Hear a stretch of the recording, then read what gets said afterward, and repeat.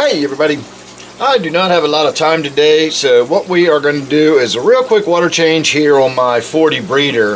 In order to do so, we're going to have to move that light away from the front lid. We're going to have to open the glass up, so it's going to make it a little less bright in there. But what I'm going to do today is get in there like we did with Butterbean's tank the other day. If you missed that video, I got into my brackish tank, or my former brackish tank, and I used just an open-ended siphon hose, and rather than the gravel vac, this gives you a lot of suction, and it allows you to really pull a lot of stuff out of there that might be otherwise stuck to the rocks or woodwork a little more vigorously. So we're going to start with just pulling 5 gallons out of there. We'll see how much that gets it cleaned up, and then we'll decide whether or not we're going to do another 5 gallons. So let's go ahead and get started. And I'm going to start with the stuff on the glass back here, which should come right off. There you go. And while we still got some depth of water in the tank, I'm going to try to get this stuff off of the plumbing that's a little higher up in the tank. I missed all this last time, and it is a lot of blackbeard algae on this stuff. Alright, but we got a lot of it off of there, so that's good. So that is pulling the blackbeard algae off in chunks, and it's also pulling the cyanobacteria off. But the cyanobacteria comes off fairly easily. I expect that. It's the blackbeard algae that is a little more aggressive, the way it hangs on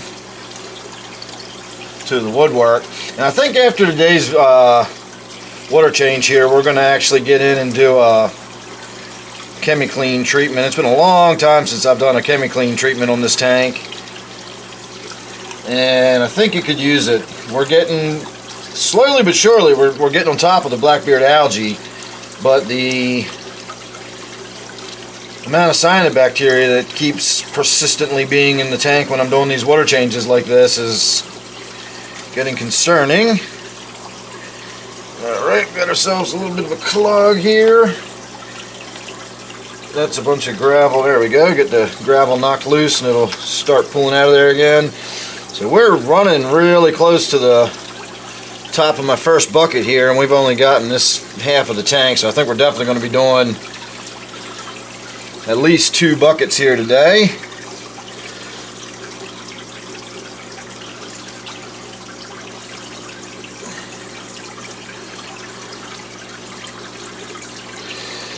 So, alright, that is 1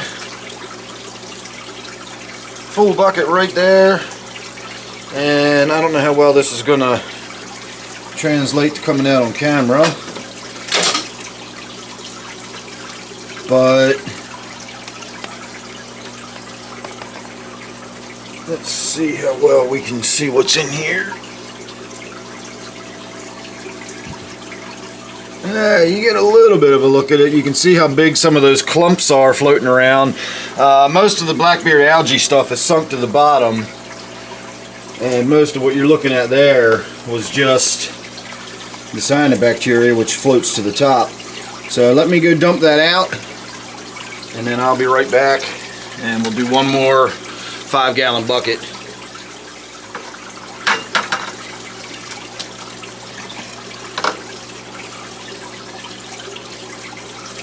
Alright, I really need to get in here and clean up some of the duckweed I've got in this tank too.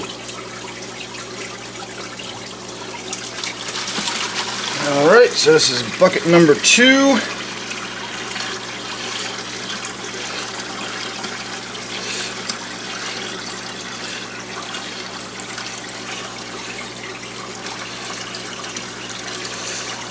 It's kind of difficult to get the stuff out of there without tearing the plants loose. That's my main concern. I don't want to rip the plants off of their woodwork or their rocks or whatever they're growing attached to. I just want to pull the stuff that's growing on those plants off. That's one that can stay in the tank if I can get it out of my siphon hose there.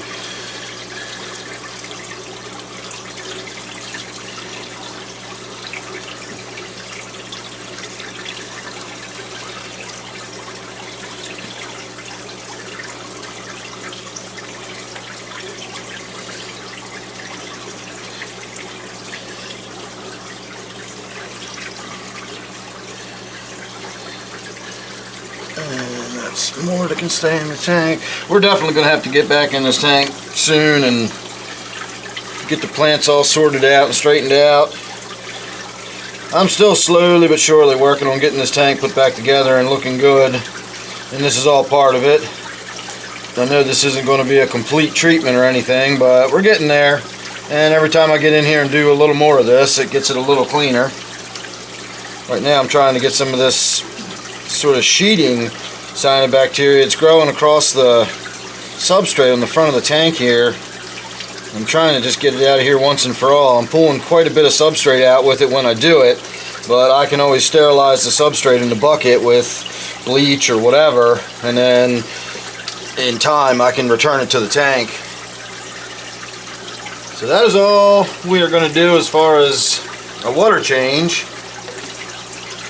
But while I'm in here, I got the water low like that, we're gonna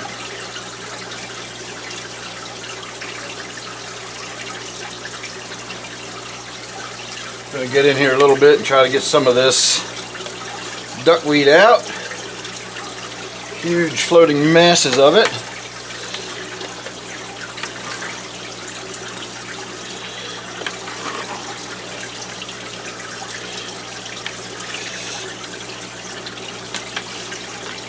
And this, of course, is just a standard kitchen strainer.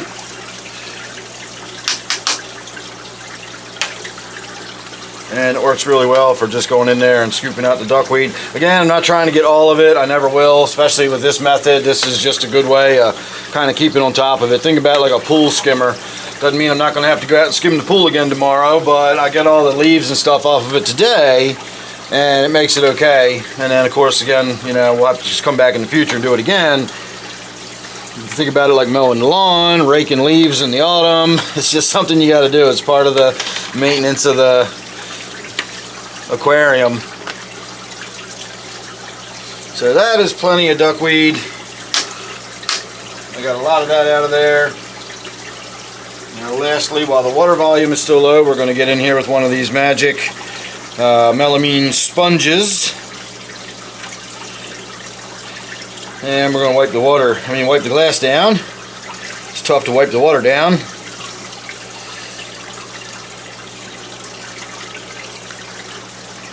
And of course I'm going to also physically, manually remove any big chunks of the stuff I see in here.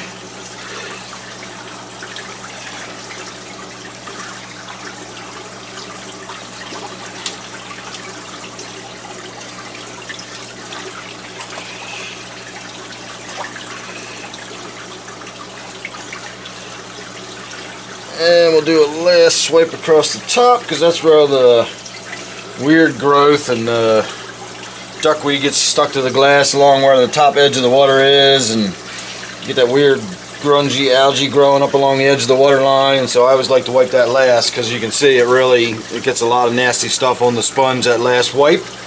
So I save that for the end.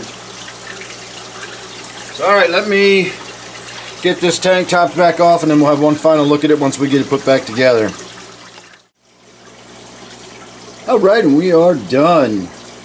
So I wiped down the inside of the glass, but I did not bother to wipe down the outside. It doesn't really even look like there's any drips or runs or anything on it, so I'm not even going to worry about it. And again, today's little maintenance in here was not to get the tank up to looking in show condition. I'm not really showing this tank off at the moment for the most part. It was just to get in there and get on top of keeping that blackbeard algae under control, keeping the cyanobacteria under control, and just kind of staying on top of getting this tank back in shape. It didn't really need a water change, you know, water conditions wise, but I wanted to get in there and get a bunch of the junk out, and that's what it took to do it. So while you see all those little sort of pale white color in the water and everything, that's all those bubbles. The air stone has apparently sort of bumped its position and moved around a little bit, and it's now, I'll get in there, I'll move it. Let's see if I can get it into a better position now. Well, that's a little bit better. The bubbles were actually going right up and into the impeller on the power head I have in the back there, and the power head was just blasting those bubbles into tiny little micro bubbles and then spreading them around the tank, and it's still doing a pretty good job of it right now. It's still hitting them pretty hard. So I'll get in there and sort that out. In the meantime, I'm not too worried about it because I did put a ChemiClean treatment in there, and having all those little micro air bubbles in the tank will actually be good for it while the ChemiClean is in there doing its thing.